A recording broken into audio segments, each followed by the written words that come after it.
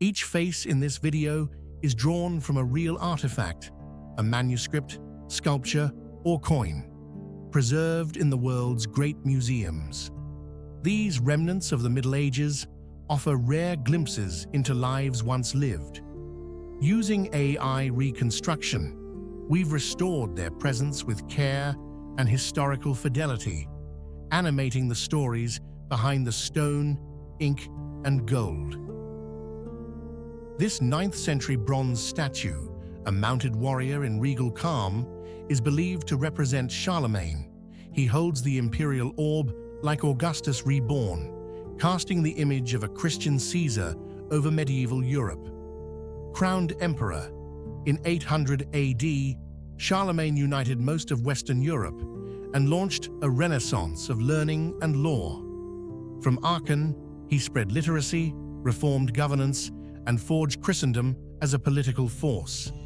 Imagine the clatter of iron hooves echoing through fog. Not a tyrant, but a builder of kingdoms, cathedrals, and a vision of Europe that endures. His shadow still stretches over every map we draw. This silver penny, struck during the reign of Alfred the Great, carries his name and likeness, not in perfect form, but in enduring metal. Minted over 1,000 years ago, it stands as the only surviving image of a king who helped shape England. Alfred defended Wessex against the Vikings and laid the foundations for English unity. He revived learning, restored law, and made knowledge a weapon as vital as the sword. He was a king of ink and iron, whose mind and might forged a legacy still felt in every English law, book, and school. In this coin, as in history, Alfred's mark remains simple, strong, and sovereign. This fresco, painted in the mid-11th century within Kiev's St. Sophia Cathedral, portrays Yaroslav the Wise, presenting a model of the church to Christ, flanked by his family. It stands as one of the few contemporary depictions of the prince, capturing his role as a patron of faith and culture.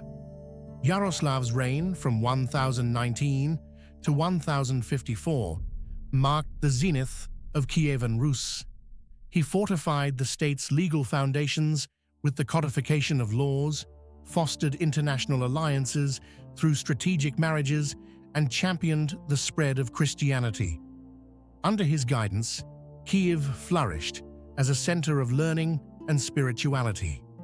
In this fresco, as in history, Yaroslav's legacy endures, a sovereign whose wisdom and vision shaped a nation's identity and left an indelible mark on its cultural heritage. Our view opens on the Bayeux Tapestry, stitched nearly 1,000 years ago, where William, Duke of Normandy, is crowned King of England. The thread tells of ambition, conquest, and divine right.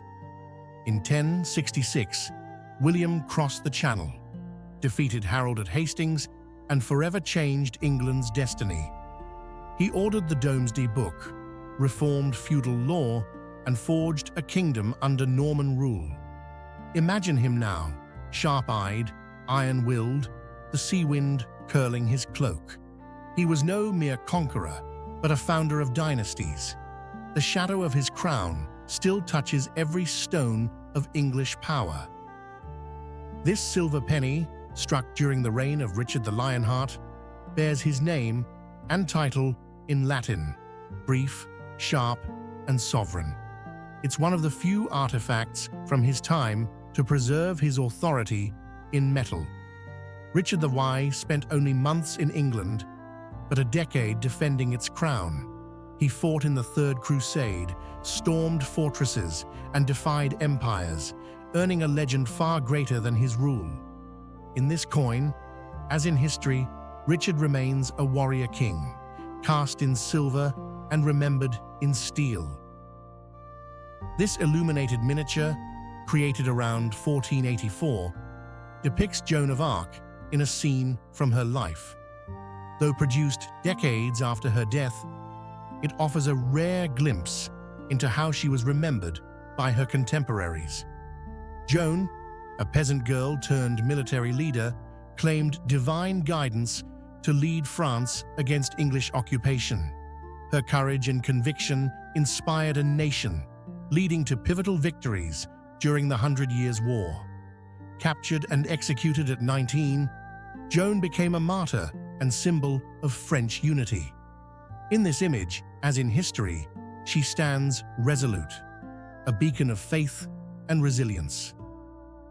This painted effigy, carved around 1204, lies atop the tomb of Eleanor of Aquitaine in Fontevraud Abbey.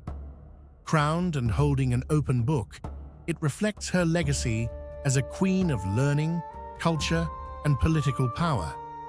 Eleanor was queen of both France and England, and mother to 2 kings. She led armies, defied monarchs, and shaped the courts of Europe through diplomacy and art. In this sculpture, as in history, Eleanor remains regal and resolute, a queen whose intellect and influence echoed across centuries.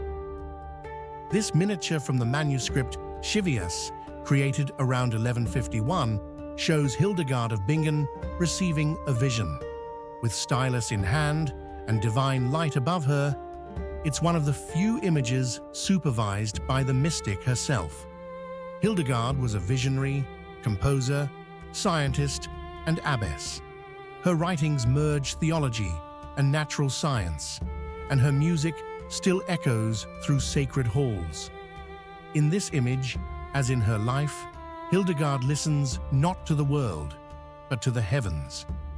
This early 13th century miniature shows the brutal murder of Thomas Becket, Archbishop of Canterbury, slain before the altar by knights of King Henry II. Created just decades after his death, it is the earliest known image of the event. Once the king's chancellor, Becket became a fierce defender of church independence. His martyrdom shocked Europe and made Canterbury a site of pilgrimage for centuries. In this image, as in memory, he kneels unarmed, a symbol of conscience-defying power, struck down but not silenced. This silver miliaretion, struck in 989, shows Basil II alongside his brother Constantine VIII, imperial robes, crowns, and the cross of rule between them. It is one of the few surviving images of Byzantium's longest reigning emperor. Basil II earned his title Bulgar-Slayer through relentless military campaigns, yet he ruled with administrative precision and built the empire's golden century. In silver, as in stone, he stands unbending, an emperor forged in war, remembered in power. This painting of Li Bai, titled Li Bai Strolling, was created in the 13th century by the Song dynasty artist Liang Kai. It captures the poet in a moment of inspired reverie, rendered in the expressive Qi style, bold, free, and spiritual. Li Bai, 701 to 762, was one of China's greatest poets, known for his vivid imagery and unrestrained emotion. He wandered through mountains and cities, drinking deeply from nature and wine, composing verses that soared like his spirit. A Taoist at heart and a rebel in soul, Li Bai wrote of moonlight, solitude, and fleeting joys. His poetry survives in countless scrolls, but in this simple brushwork, we glimpse the man himself, leaning into the wind, chasing a verse across eternity. This woodblock print portrays Sun Simiao, the revered physician known as the King of Medicine in Tang Dynasty China. Though stylized, the image reflects his scholarly presence, with robes and a fan symbolizing wisdom and restraint. Sun Simiao devoted his life to healing not only the body, but the spirit. His massive medical compendium, the prescriptions worth 1,000 gold, blended herbal remedies, ethics, and Taoist thought, offering care for emperors and peasants alike.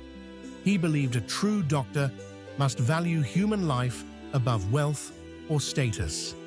In a time of court intrigue and war, he practiced compassion as medicine, and his legacy still shapes Chinese medicine over a millennium later. This illuminated manuscript depicts Hugh of Cluny, the powerful abbot who led one of the most influential monasteries of medieval Europe. Shown in regal robes and a crown-like mitre, he stands at the heart of a sacred ceremony, reflecting his dual role as a spiritual leader and political figure. As Abbot of Cluny, from 1049 to 1109, Hugh oversaw a vast monastic empire stretching across Christendom. He reformed the Benedictine order, expanded Cluny's influence, and counseled popes and kings, yet remained devoted to prayer, architecture, and the pursuit of divine order. His legacy is one of piety and power entwined, a testament to how monasticism shaped the very structure of medieval society. This illuminated manuscript shows Robert Grosseteste, a brilliant thinker, bishop, and teacher who shaped the intellectual revival of medieval England. Seated in his bishop's robes, he raises a hand in blessing, symbolizing both spiritual authority and scholarly insight. As Bishop of Lincoln, Grosseteste pioneered the study of light, optics, and natural philosophy. He emphasized reason and observation long before the scientific method was formalized.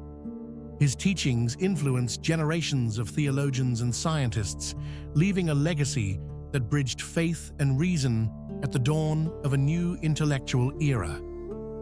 This medieval miniature shows Albertus Magnus, Dominican friar, philosopher, and scientist, presenting his book De Animalibus, surrounded by beasts of every kind. A man of towering intellect, he studied everything from theology to biology, merging observation with faith.